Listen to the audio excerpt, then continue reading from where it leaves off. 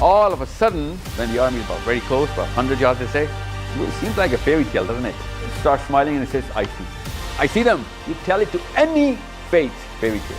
Any ethnicity, it's a fairy tale. And everyone starts rejoicing and the enemy starts panicking. Or you tell it to your kids in New Zealand right now, in Australia right now, who are 10 or 12, you can feel this. This is why none of you guys can guarantee they're going to say fairy tale. None of you guys. That whatever you're going to ask for a prayer today or tomorrow is going to come true. The problem that Palestinians are crying about, that little children are dying in Gaza, is not America, Israel, or the UN, or Germany, or Australia for that matter. Let's admit the truth. The people of Gaza are suffering from you and me. We are the disease. This is as simple and as common a truth I can actually express. A 4-year-old child cannot deny it. Grab this guy, start beating him up, me and 10 other dudes, and nobody else does anything in the room, and then he says, you know, what's the problem? Everybody says, what's the problem? He's going to say, oh, those 10 dudes and I was alone. Yeah, you were alone, that's the problem. 10 dudes is not a problem. If my daughter, your sister, or little children of our own homes were to be in Gaza, we would realize the worth of every other Pakistani, Indian, or any other Muslim. As soon as we put our child in Gaza, we'll know the worth of every other Muslim. That's how you calculate the worth of the whole community. That's how simple. Everybody does that. It's not, I'm not giving you anything new. God forbid. Na'udhu billah. May Allah save our children. Because we do not know of what's going to happen to our kids. Because maybe the way things are going, maybe, because it's not going to come from outside Islamic circles. I'll tell you this right now. If anything is going to come against the Quran with enough power to shake the Muslim, it's not going to be from outside the Muslim circles. It has to be a Muslim. That's another statement of common sense I'm giving you. It's happened to many philosophies, groups, and communities. Hell, even a Shia cannot prove a Sunni wrong, and a Sunni cannot prove a Shia wrong. Only a Shia can prove a Shia wrong, and a Sunni can prove a Sunni wrong. To create that deterrent in the bigger number of people inside a community. We all know that. We are Muslims, we do not believe in coincidences. In our core philosophy, there are no coincidences. Whatever is happening is designed by Allah Azza wa Jal. Thousands of miles, a guy comes from Pakistan, literally. All of you guys, I'm talking about you, think about your own self right now. Think about the way all of this happened and you ended up in this seat. This is not a coincidence. This is not by chance. I was supposed to say some things and you're supposed to hear some things. This is not by chance. So something else is going on. That's what I'm saying. More than 1 million hours, literally, and I'm telling you a little less because I do not know the span right now. More than 1 million hours of public speaking are done every year. If it were causing any kind of change, this world would have been a way better place.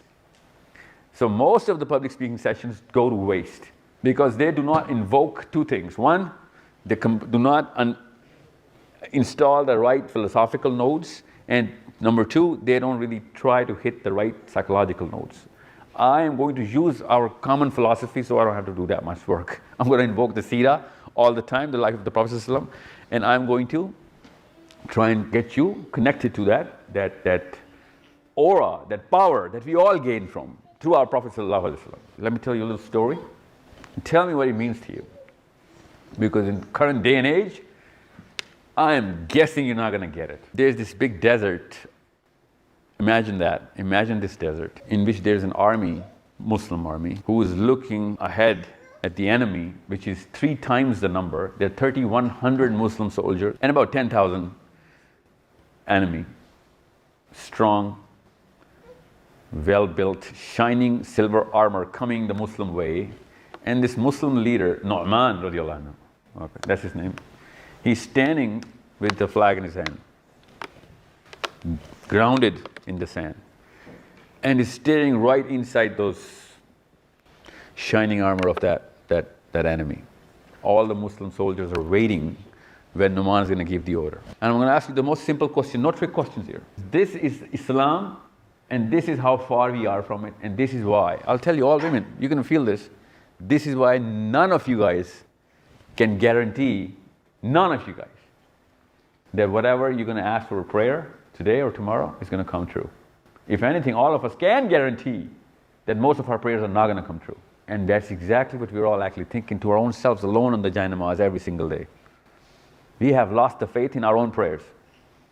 Okay? Let's not sugarcoat anything. We know that we don't pray with an anticipation of a high probability. We all know that. So Nu'man radiallahu anhu is standing, this flag is waving, and everybody's waiting for Nu'man to say, jump in. But nobody can, because this is the rule of Islam, that when the commander, unless the commander gives an order, you cannot do anything. It's way more critical than during a Jama'ah. In the Jama'ah, Imam says Allahu Akbar, everybody says Allahu Akbar. You cannot just say Allahu Akbar before. But this is not as critical as inside the war situation. So Nu'man radiallahu anhu is just standing, he's just staring, dead eyes, inside the ranks, and everyone's quivering as to what's going on. So one Sahabi, he just comes in close to Nu'man, and he dares to say, of course, the question everyone's thinking about. What are you waiting for? Mada tantazir.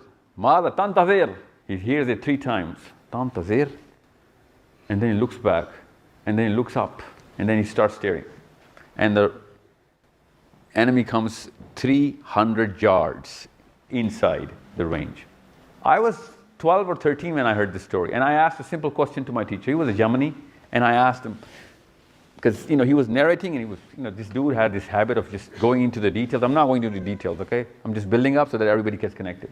And I expect you guys to understand and ask that question too. And if you don't worry about it. I'm going to help you. Because I just want to understand how far are we from each other. Literally each other.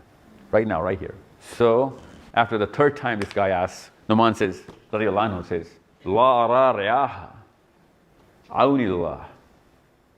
And then he starts looking around and says, La ara riyaha lawnillah, la ara riyaha awnillah. And everyone in the ranks starts running inside the air. He says, I can't see the winds of Allah's help. How can I give you orders? And everyone's looking at what is Nu'man talking about. All of a sudden, when the army is about very close, about 100 yards they say, Nu'man starts smiling and he says, I see the winds of Allah's help. I see them. And everyone starts rejoicing, and the enemy starts panicking as to why these Muslims are rejoicing. It's so close to attack. And everyone rejoicing, saying, Allahu Akbar. And people are just trying to embrace that Allah's help has come. It seems like a fairy tale, doesn't it? You tell it to any faith, fairy tale. Any ethnicity, it's a fairy tale. Or you tell it to your kids in New Zealand right now, in Australia right now, who are 10 or 12, they're going to say it's fairy tale, even though they're Muslims.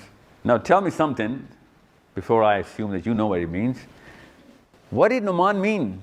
Radiallahu anhu. What did he see? It's a simple question. What's going on here? See, the word is la ara. Ara means he can literally see, right? It's not about feeling it. It's about seeing it. It's not just faith. There's something else that they are actually structured into. I need you to get your hands into that machine so that you can structure yourself into it and your kids. But the way they've been told to us has 2 problems. When they're told to us these kind of stories, the storyteller himself does not believe in those stories.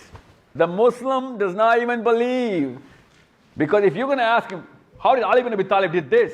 Or Umar Khattab said, no, go from the left, Abu Ubaidah. And Abu Ubaidah is 5,000 kilometers down north in Syria or wherever. And everybody can hear Umar Khattab saying, no, not from the left, go from the right. And Abu Ubaidah says, did you hear Umar Khattab? Everyone says, yeah. It's not just you. Everybody heard Umar Khattab's voice coming from the heavens, literally, even though he was in Medina at that time. So even the storyteller does not carry the same belief. We're not trained into Islam. Big statement, isn't it? We're not trained into Islam. It's like, I'm the only guy. No, that's not how it works. He did see Allah's help coming. It is not a metaphor. He did actually see Allah's help coming down. What did he see? You want me to change the Sahabi, change the dates, change the event? Same help? You want me to do that? When a Muslim comes into his own core, okay, when a Muslim is come to his own core, it can be measured in numbers, literally in numbers. So Nu'man, radiallahu anhu, he saw the sky breaking down. Okay? He saw the sky breaking down. The whole heavens opening up. Abu Sufyan, when he was not a Muslim, he saw the same event happening when? In Badr.